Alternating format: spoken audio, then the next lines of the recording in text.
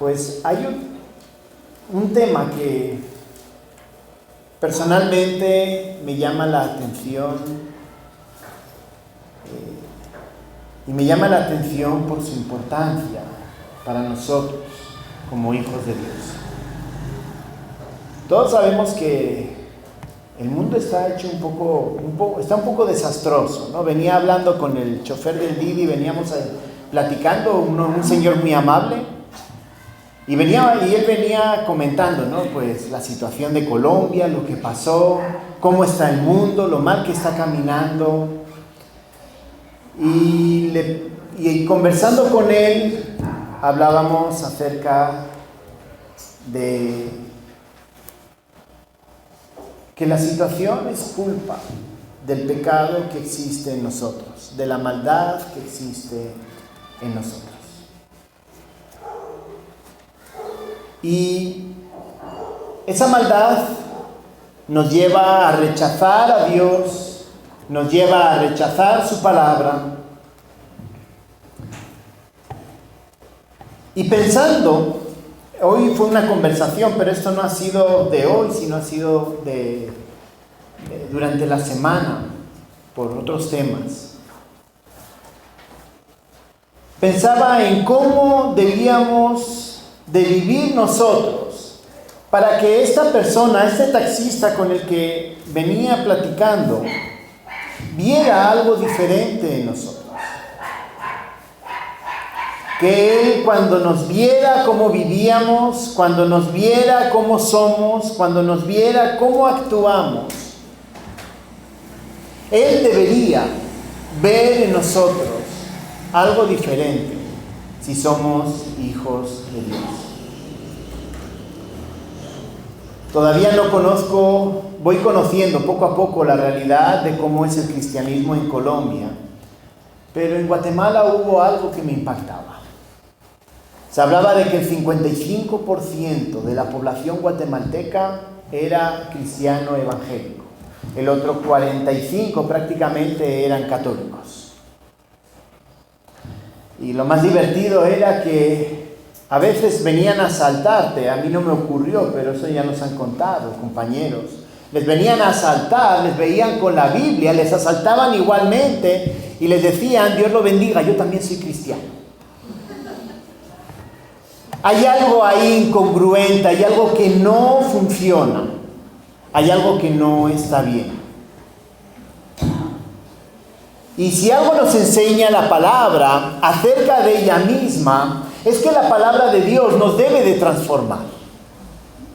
La palabra de Dios, cuando la leemos, no es solamente un acto de lectura, de aprendérmelo, de memorizar y que se queda allá. No es como una ingeniería o como una carrera o como los estudios de bachiller, secundaria, etcétera.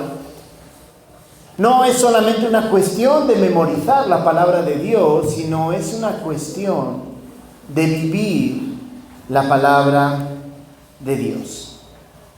Y los salmistas serán claros con esta parte de cuál era el efecto que debía producirnos la palabra de Dios en nosotros. Eso se debe reflejar afuera, pero primero debe transformarnos a nosotros mismos. Me gustaría, no sé cuánto tiempo nos va a llevar, pero bueno, el tiempo que nos lleve.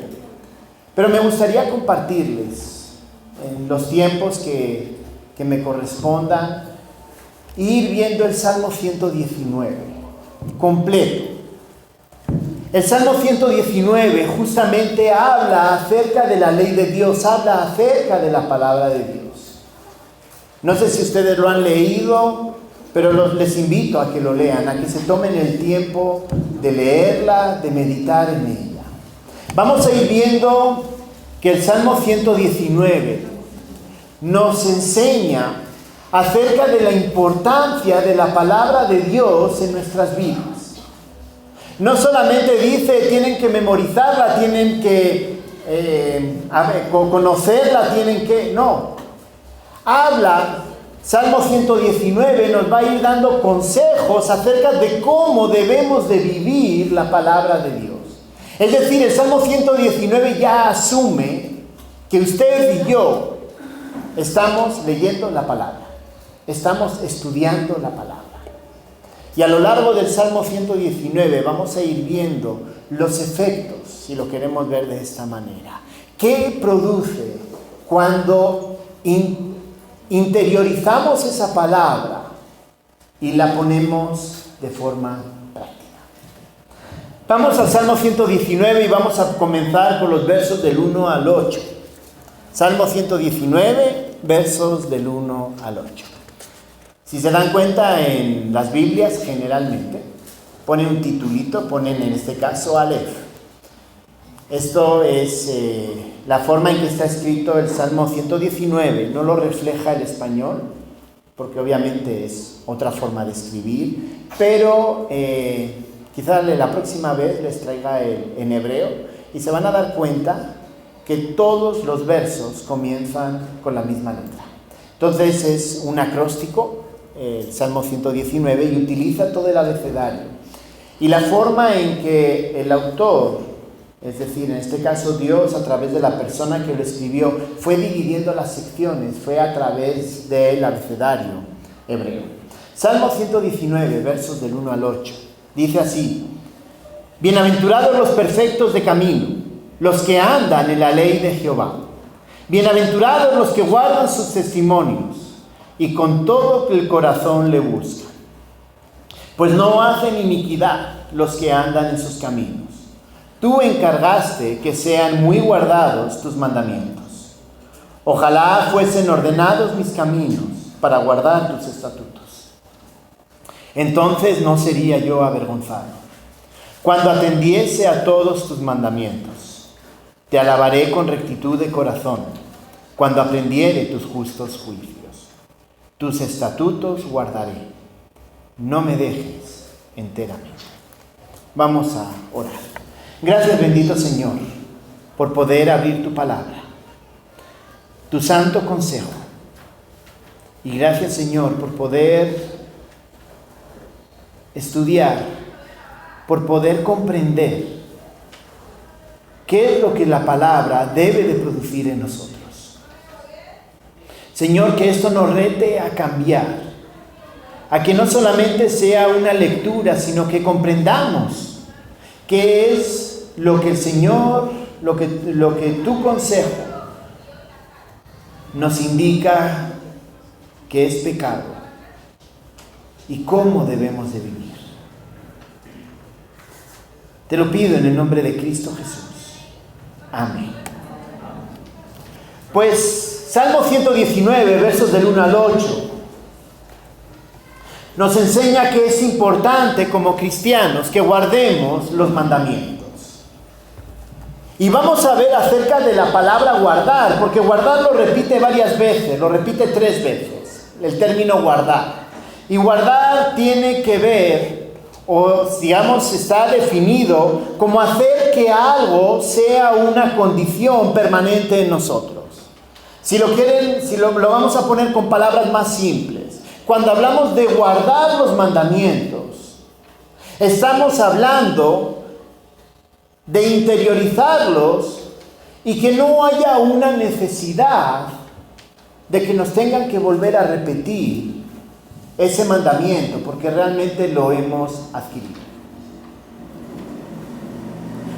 Es como en el trabajo, cuando nos dicen las cosas se hacen A, B y C. El proceso en esta fábrica, el proceso en este proceso administrativo, se va a la oficina, se agarra un papel, se agarra ese formato, se rellena de esta manera, se adjunta 20,000 pesos, se va a la ventanilla, se paga, te dan no sé qué y con eso se acabó el trámite.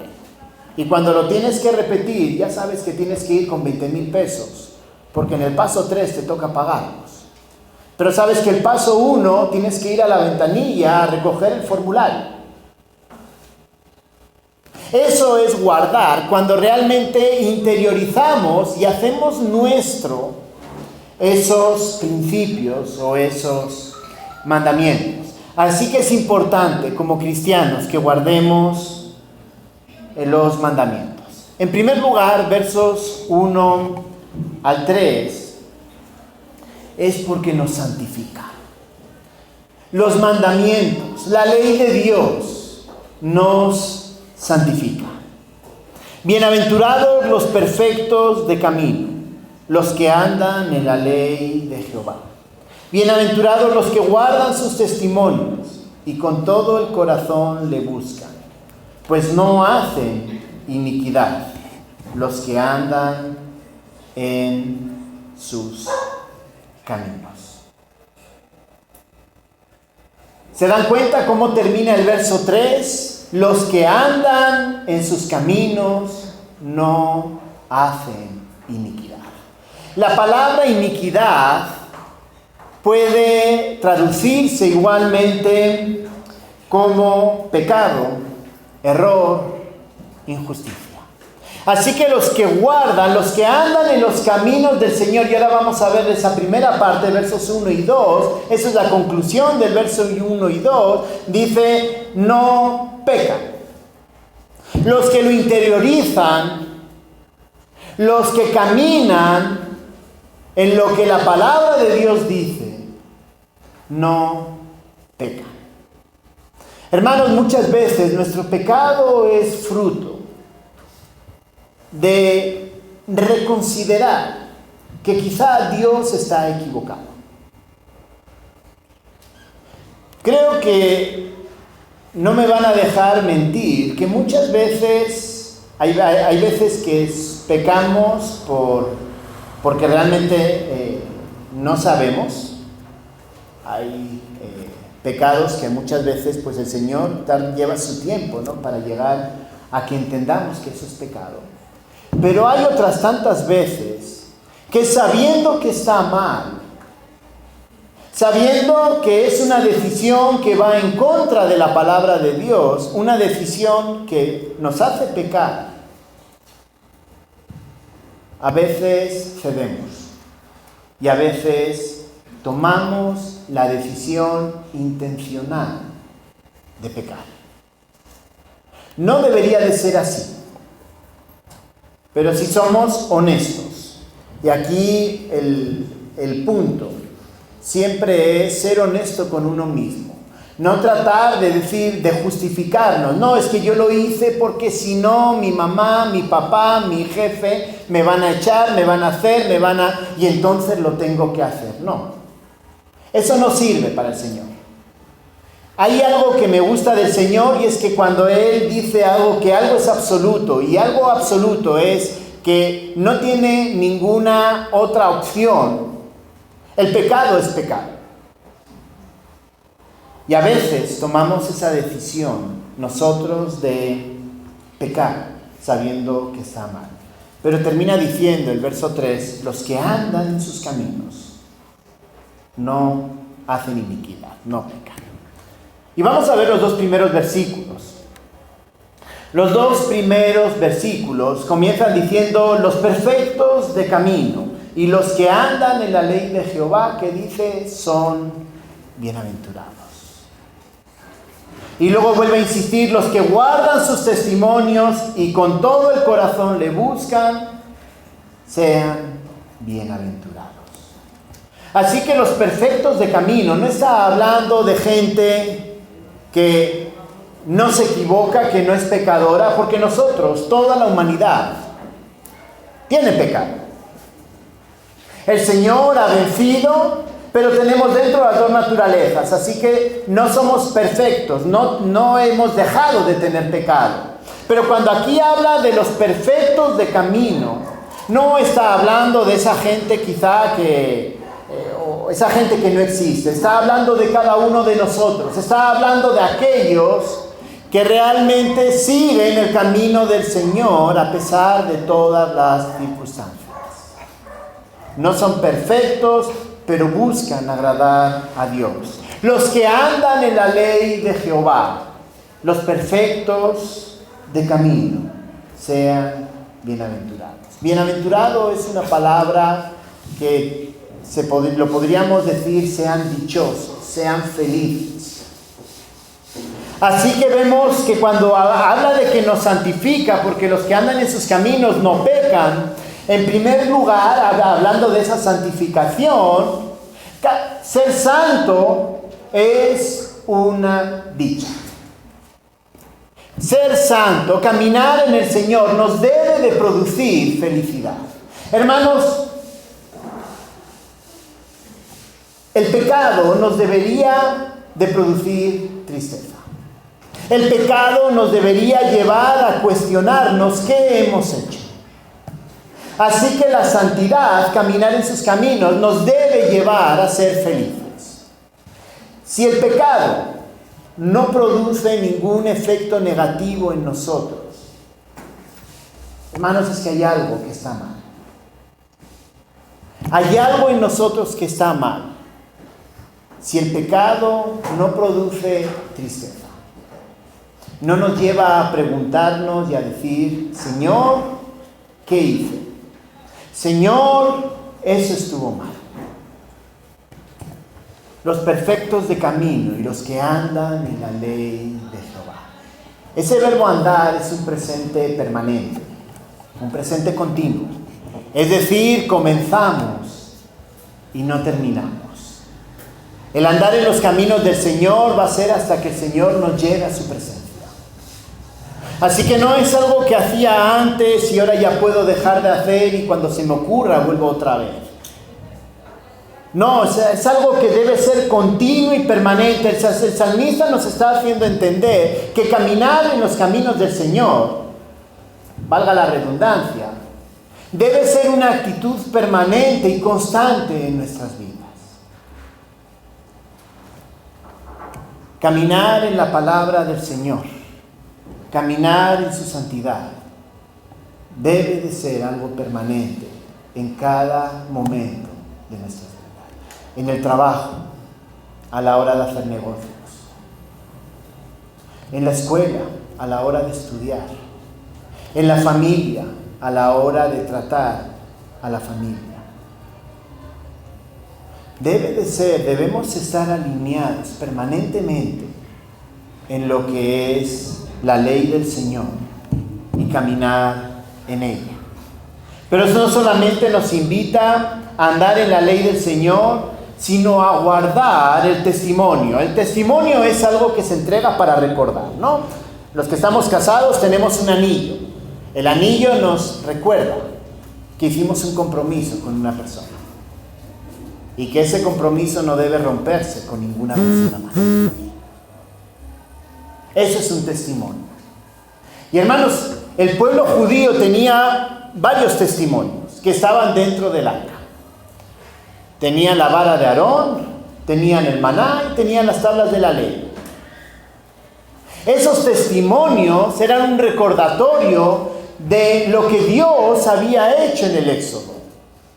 La idea no era recordar la caminata, la idea era recordar la fidelidad de Dios en el Éxodo. Cómo Dios cuidó en todo momento al pueblo de Israel. Y el salmista está apelando a esos símbolos, está apelando a esos elementos que le recordaban la fidelidad de Dios. ¿Y qué dice? Los que guardan sus testimonios, los que guardan, recuerdan lo que Dios ha hecho y con todo el corazón le buscan. ¿Qué vuelve a decir? Sean dichosos, sean felices. Así que el Señor nos llama a ser santos. Nos llama a ser santos caminando y guardando la palabra de Dios. Y hermanos, tenemos la palabra de Dios completa. Tenemos el consejo completo. El Señor, a través de este salmista, nos invita a tener presente a la palabra de Dios. ¿Por qué? Porque los que andan en sus caminos, los que andan en la ley del Señor, los que guardan la ley del Señor, no pecan. Así que el primer consejo que el salmista nos da es que como cristianos debemos guardar los mandamientos porque nos santifica. Hermanos, vivimos en una sociedad corrompida. No corrupta, también corrupta, pero el término correcto es corrompida. Y corrompida en exceso. Ya la ley muchas veces no sé ni para qué sirve, porque la ley aquí ya uno se la puede saltar. Y todavía tiene derecho si se salta la ley. Vivimos en una sociedad donde el trabajador tramposo es premiado y el trabajador honesto se le echa a la calle. Vivimos en una sociedad donde si puedo hacer trampas mientras estudio en la universidad o estudio el bachiller o estudio lo que esté estudiando, no importa lo que sea, si hago trampas y consigo una buena nota, felicitamos porque fue más inteligente. Decimos que fue más inteligente que aquel que se pasó todo ese tiempo preparándose para el examen o preparando una tarea y quizá no llegó a la calificación que él esperaba. No, ¿y para qué estudiaste? Mira, él copió y sacó un 10. Tú te mataste estudiando toda la semana y apenas sacaste un 6. Él no estudió y sacó un 10. Y felicitamos y queremos copiar esos elementos. Todo el mundo quiere ser político, ¿por qué? Porque quiere llevarse dinero. Y premiamos a aquel que se lleva el dinero de forma deshonesta. Y al trabajador que literalmente se mata trabajando. Todavía le decimos que no sabe muy bien lo que está haciendo. Hermanos, a nosotros nos llama a actuar de forma diferente. Nos llama a actuar en contra de lo que la sociedad establece. ¿Por qué? Porque entendemos y sabemos que los mandamientos nos santifican. ¿Nos importa más la opinión de Dios o nos debería de importar más la opinión de Dios que la opinión de todos los demás que nos rodean? Así que ese es el primer consejo que nos da el salmista de los versos 1 al 3. Es importante que guardemos los mandamientos porque nos santifica. Hermanos, esto no es un juego. Es cierto, cuando estemos en la presencia del Señor no es juicio de condenatorio, pero Él va a ajustarnos las cuentas de lo que hayamos hecho aquí. Él nos va a hacer ver y nos va a hacer entender que lo que hicimos mal estuvo mal. Y lo que hicimos por amor al Señor, lo que hicimos bien, Él lo va a premiar. ¿Por qué? Porque tomamos la decisión de vivir en santidad a pesar de lo que la sociedad dice. Decidimos entregarnos, andar en la ley del Señor, buscarle con todo el corazón. ¿Por qué? Porque los que lo buscan no pecan. En segundo lugar, es importante como cristianos que guardemos los mandamientos porque nos dignifica. Alguno puede decir, ¿cómo que nos dignifica? Mire, yo estoy tratando, estoy viviendo, estoy queriendo vivir en santidad. Y mire la casita que tengo. Mire que el carrito modelo 90, que lo tengo que empujar porque no puedo ni siquiera comprar la batería y entonces tengo que arrancarlo a empujón. Mire, es que no puedo darme un gusto porque es que lo que recibo no llega a cubrirme completamente, quizá o lo que me gustaría poder comer o lo que me gustaría poder vestir. Es que mire, no puedo comprarme otros zapatos y tengo que remendar los que tengo.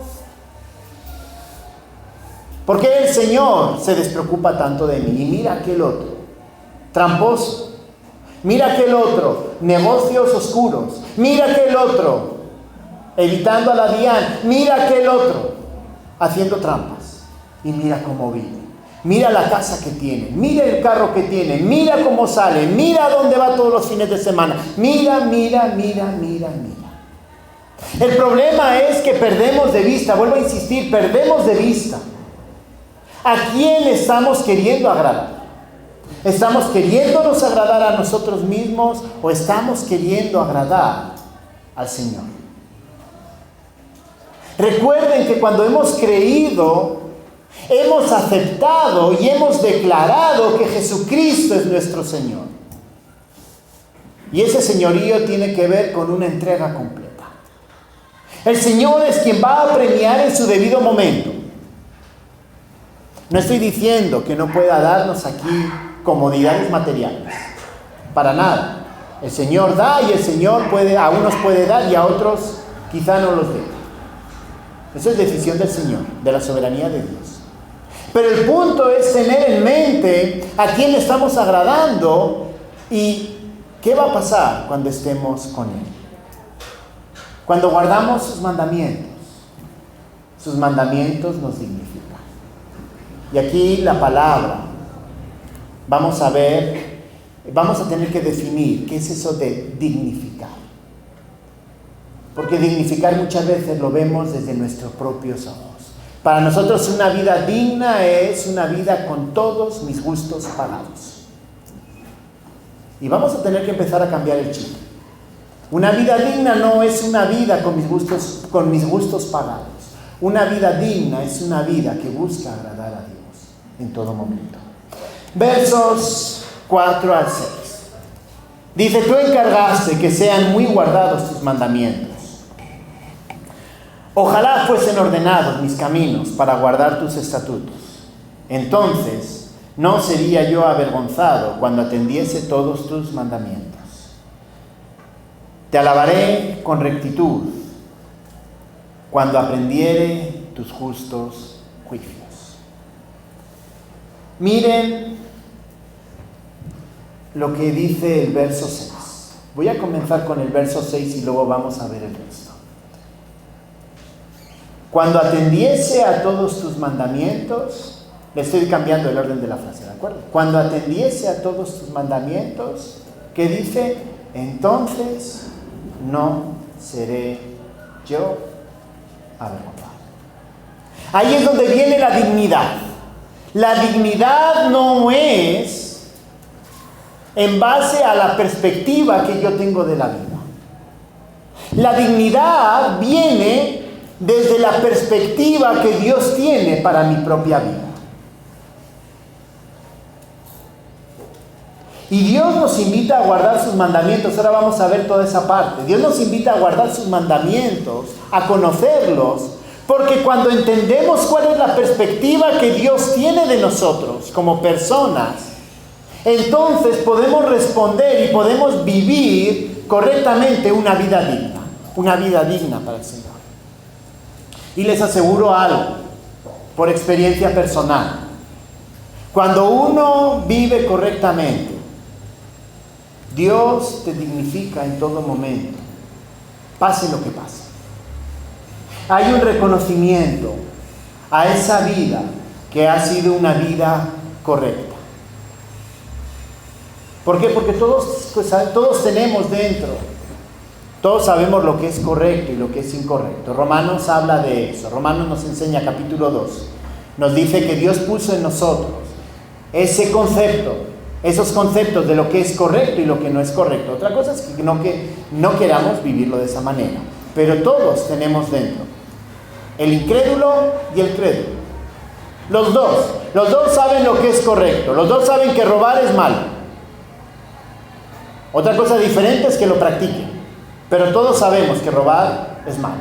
Todos sabemos que matar es malo. Todos sabemos que mentir es malo.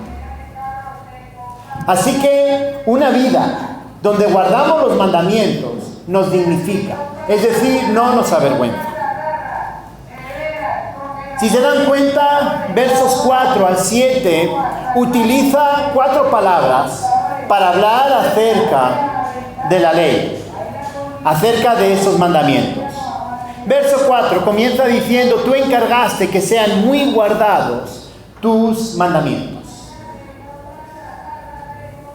Voy a ponerlo con otras palabras con la palabra, la Biblia de las Américas lo tiene así, lo estuve buscando en otras versiones, qué palabras utilizaban, porque en el hebreo sí tienen ciertos matices.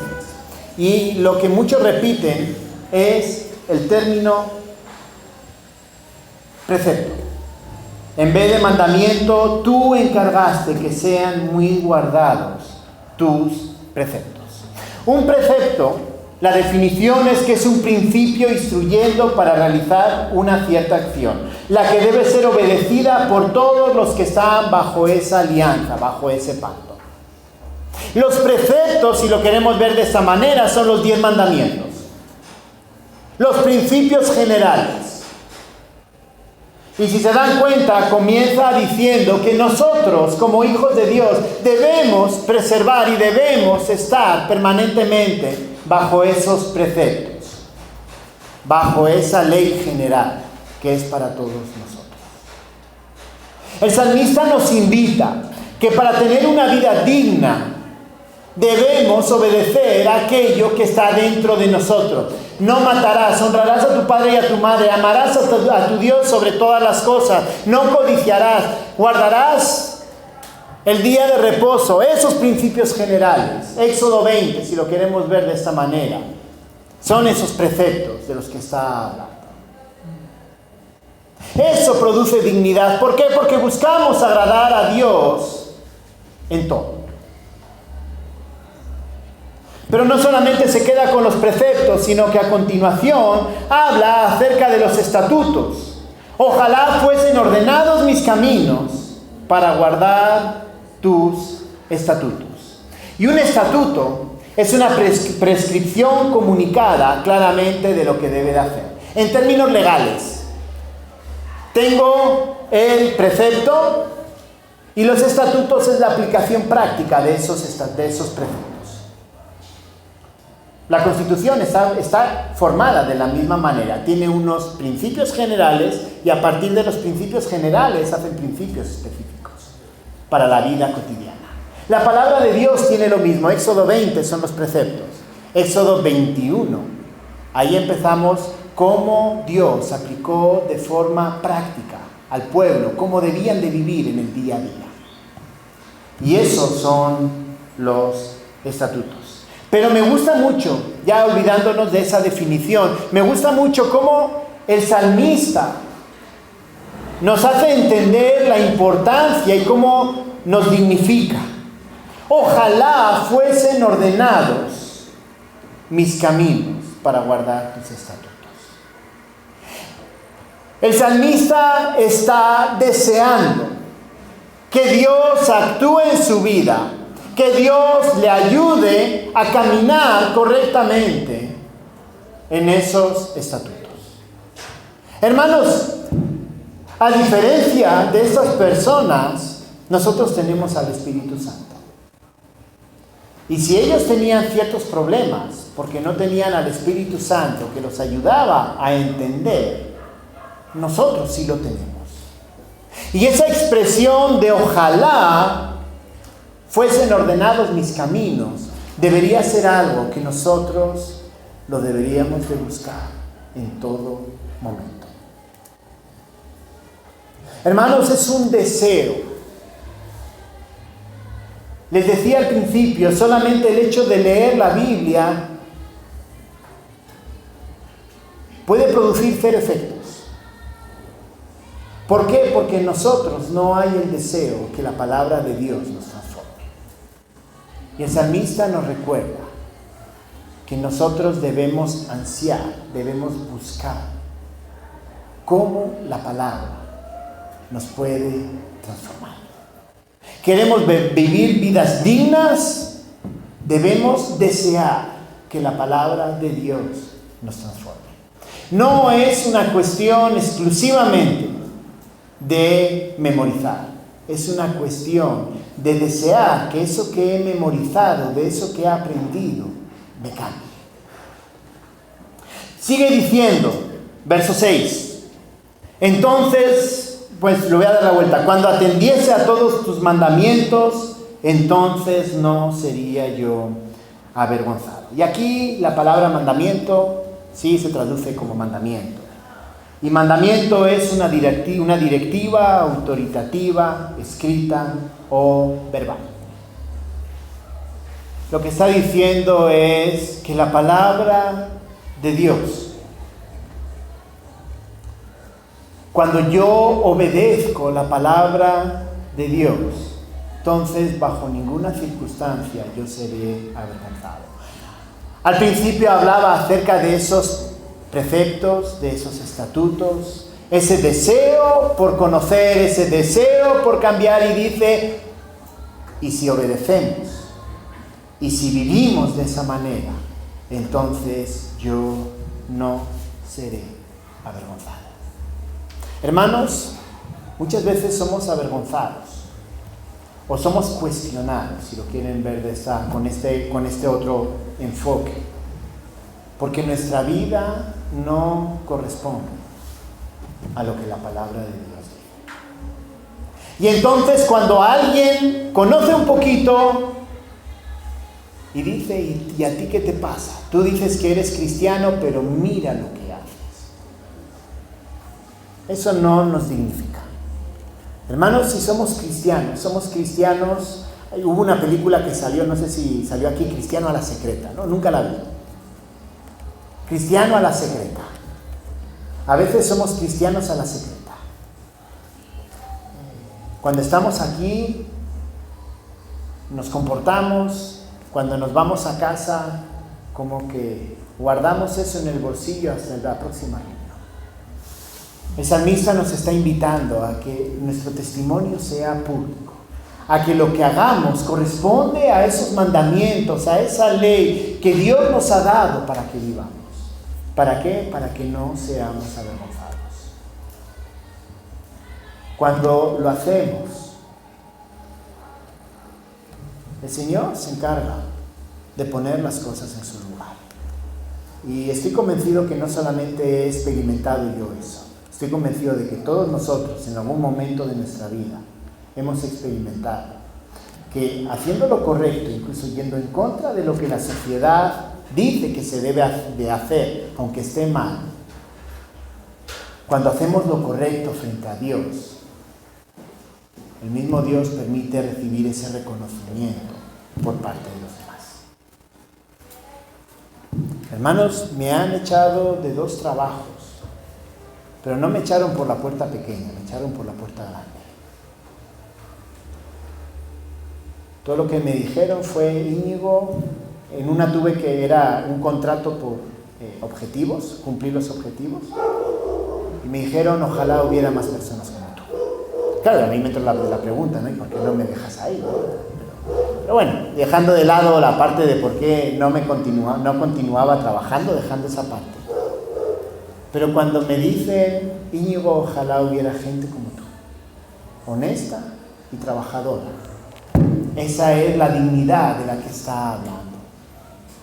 ¿Por qué? Porque hice las cosas correctamente. No me dejé engañar, no me dejé sobornar, no quise mentir, quise hacer las cosas bien. Y ojo, y podía haber hecho mentiras y haber alargado mi contrato. Pero eso no era mi responsabilidad. Mi responsabilidad era hacer lo que debía de hacer. Salí por la puerta grande, en 2 trabajos. Estudiantes, es preferible un 7 bien sacado que muchos 10 copiados. Porque el 10 copiado va a llegar un momento en el cual le va a pasar factura.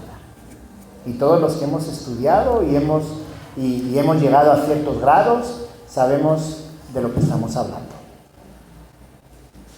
Un 7 con honestidad es mucho mejor que un 10 con deshonestidad.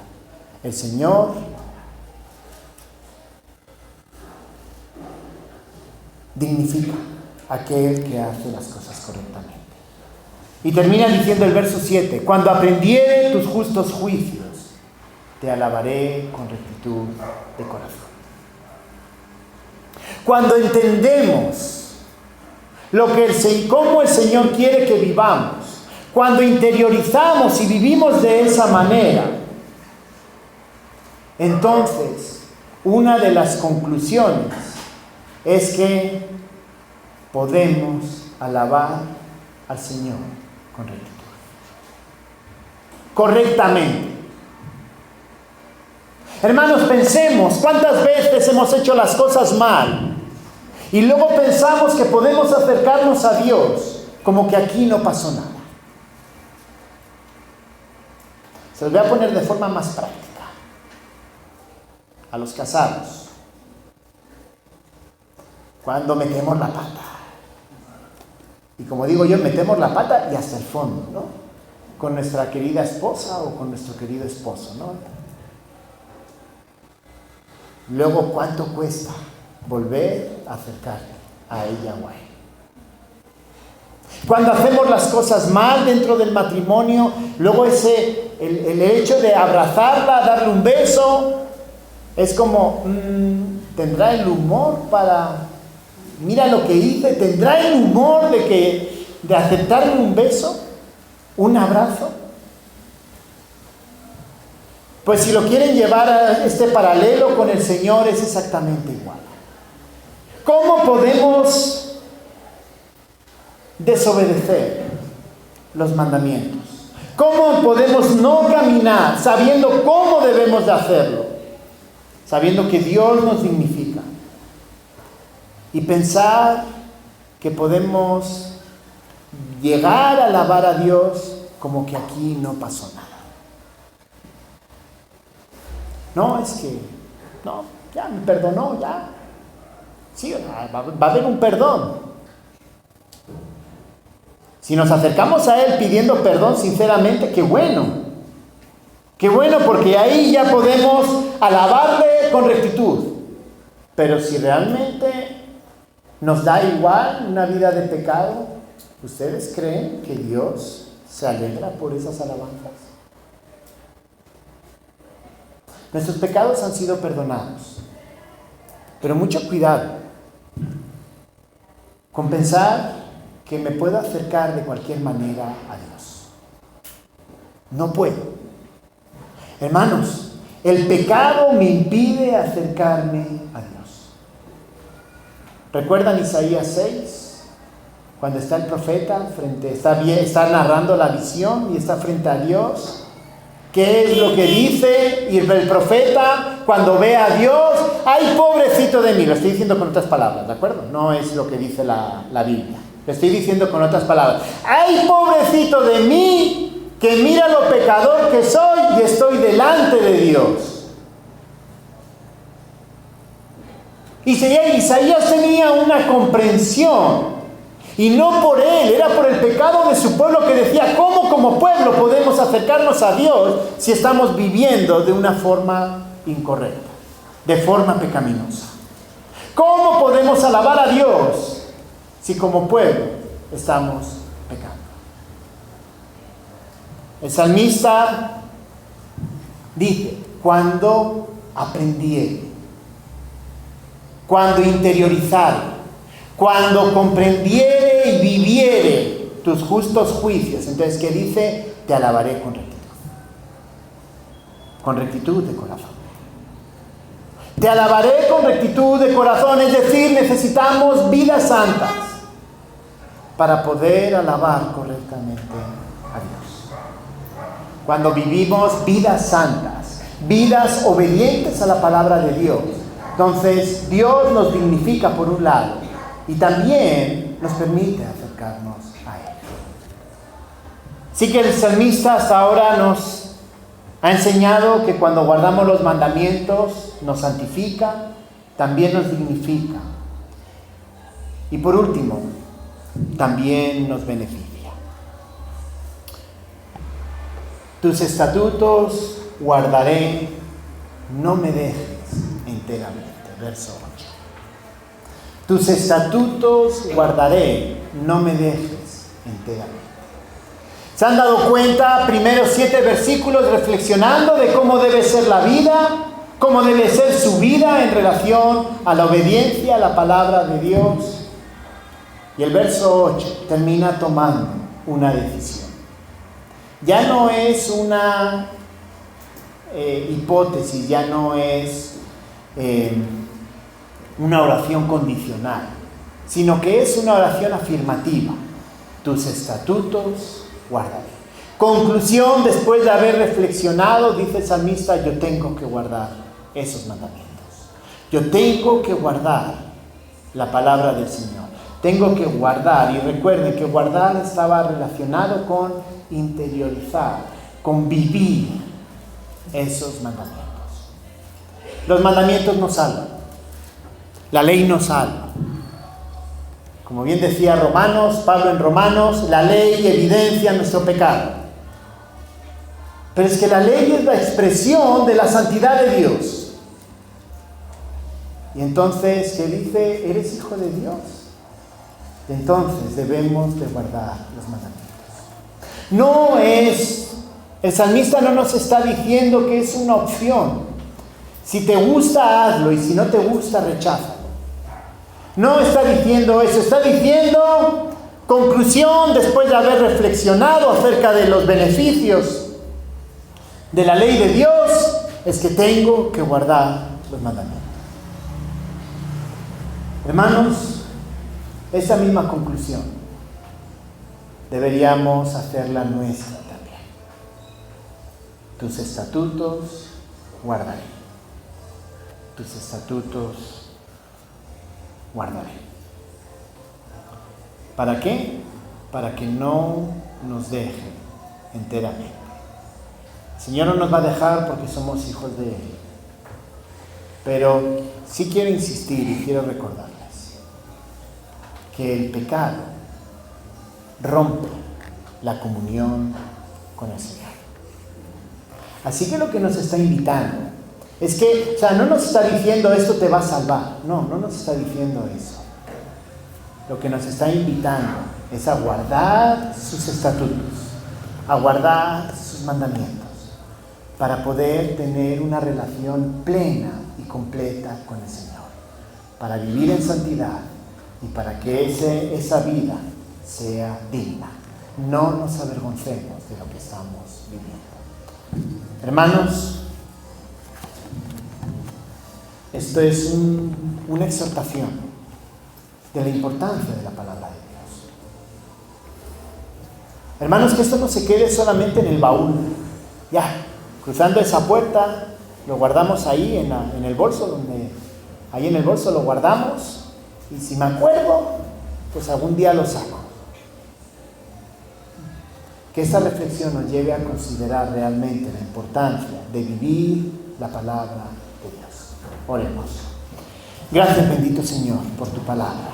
Gracias, Señor, por tus consejos, tus mandamientos, Señor, que nos diste para vivir vidas santas, vidas que te agradan. Gracias, Señor, porque tú nos santificas a través de la palabra. Tú nos dignificas.